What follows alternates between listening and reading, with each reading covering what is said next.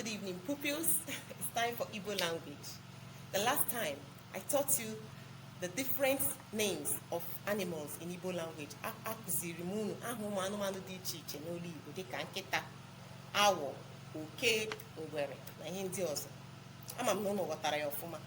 N'ụbọchị taa enwere m isiokwu tọrọ ụtọ nke m na-aga ịkụziri unu. Isiokwu a bụ akaọrụ ndị Igbo. Akaọrụ ndị Igbo. The jobs the Igbo man are known for. That's the topic.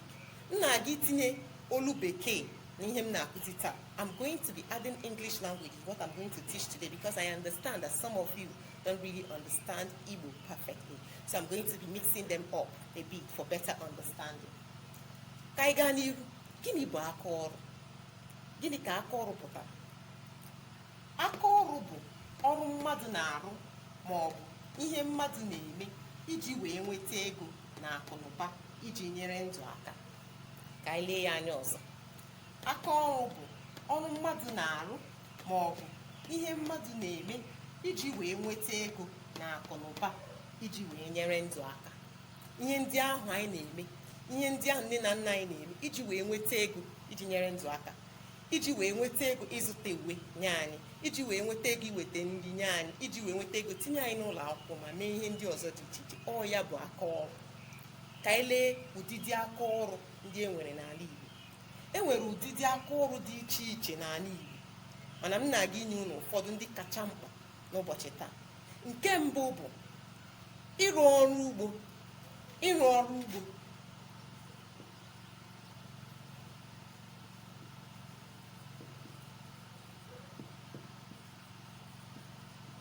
Ịrụ ọrụ ugbo.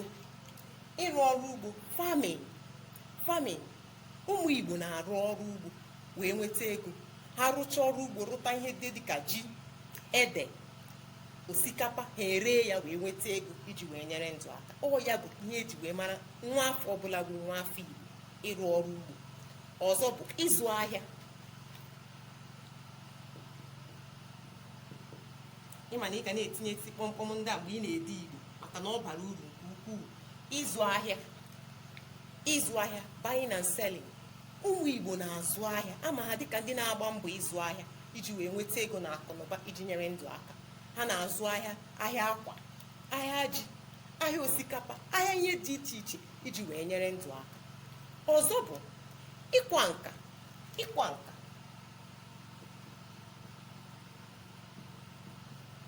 Na-etinye isi kpọmkpọm ndị a, ọ bara uru.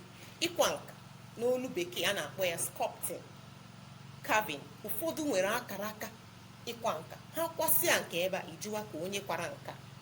Ihe a bụ akaọrụ ndị eji wee mara ụmụ Igbo. Ịkwa nka. Ha kwa nka ha wee nweta ego iji wee nyere ndụ aka. Ọzọ bụ ịkụ azụ.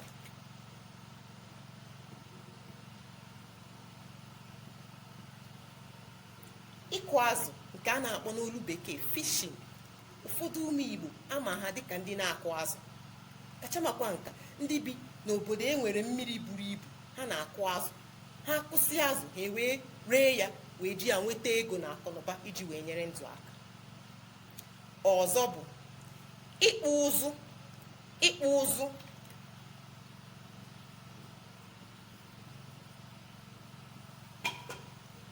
Marakwa na nsị na nke a bụ ịkụ azụ, nke a bụkwanụ ịkpụ ụzụ. Nke a bụ ịkụ azụ, nke a bụ gịnị? Ịkpụ ụzụ. Ịkpụ ụzụ pụtara n'olu bekee blacksmithing. O nwere ụmụ Igbo ndị eji ịkpụ ụzụ wee mara. Ha kpụchaala gị ụzụ ebe a iwe juba kee ndị kpụrụ ụzụ a. Ihe a bụ akara aka. Ha kpụcha ụzụ itibe ka onye kpụrụ ụzụ a. Ha na-akpụ ụzụ ndị a iji wee nweta ego iji wee nyere ndụ aka. Ọzọ bụ ịkpa ihe. Ịkpa ihe. Ịkpa ihe. Ịkpa ihe. Ịkpa ihe. Ịkpa ihe, weaving. Enwe ndị eji ịkpa ihe wee mara. Ụmụ nwaanyị na-emeta nke ọfụma ọfụma. Ụmụ nwoke ụfọdụ na-emekwu ya. Ha kpasịara gị ihe ebe a, ijuba ka onye kpara ihe a na-akpa ihe dịka ekete, ịkpa akwa, ịkpa ihe buru ibu iji wee nyere ndụ aka. Ihe ndị a ka ha na-akpa iji wee ree ya wee nweta ego ji nyere ndụ aka. Ọzọ bụ ịkpa akwa.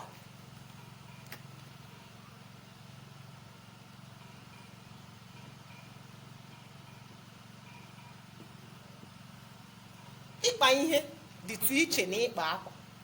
Ịkpa ihe bụ ịkpa ihe dịka ekete na ihe ndị ọzọ like mat n'olu bekee. Ịkpa akwa, o nwere ndị na-akpa akwa, a na-akpọkwa ya weaving. Mana ịkpa ihe nke a bụ maka ihe a na-eyi n'ahụ. Ịkpa ihe, ha kpasịara gị ihe wee tibe mkpu. O nwekwara ọrụ ọzọ nke a na-akpọ ịkpa isi.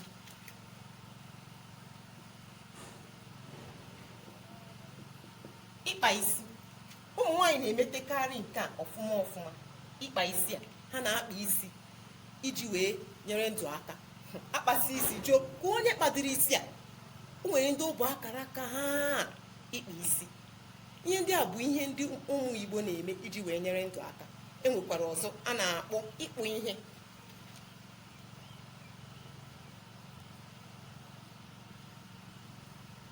Ịkpụ ihe a bụ molding n'olu bekee. O nwere ndị ọ bụ akara aka ha ịkpụ ihe.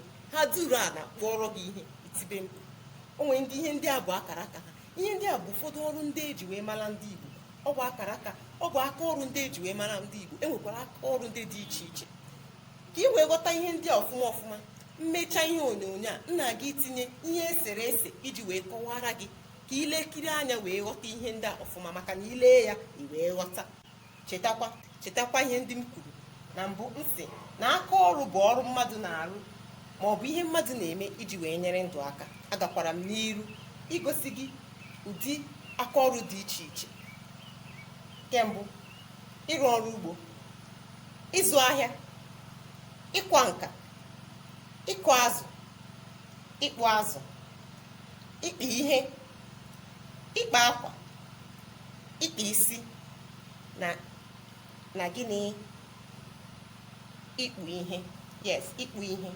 Ihe ndị a bụ aka ọrụ dị iche iche n'ala Igbo. Ama m na unu ghọtara ya ọfụma. Ama m na obi dị unu ụtọ. Ngwanụ ka emesịa ụbọchị ọzọ anyị ga-ahụ n'ọnụ ọfụma.